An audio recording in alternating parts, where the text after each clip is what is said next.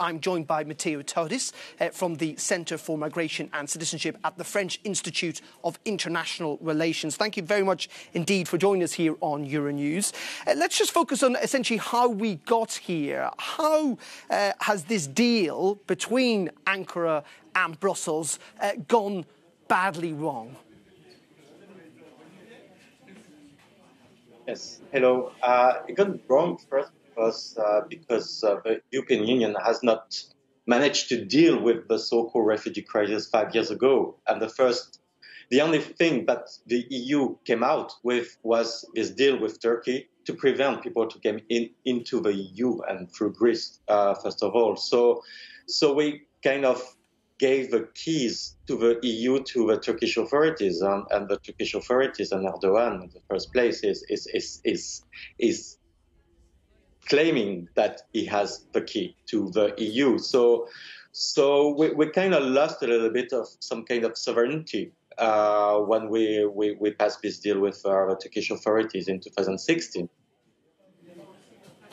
But in response to that, the EU is going to have to do something. It simply cannot hold back migrants forever. Is the solution to this that essentially the EU is going to have to try and patch up or make that deal with Turkey again? Is that the only solution the EU has got? I mean, you're right to say that the solution is not only about border control. And as your reporter in Greece said, I mean, it's a propaganda war. But the sad thing is that some people, some human beings, are being trapped in this war between Turkey and the EU, and maybe in the second place in Syria. So that there's a clear change in the speech of the European politicians compared to 2015. I mean, it's only about border control today. There's no word or no sensitivity about the humanitarian situation of these migrants and refugees.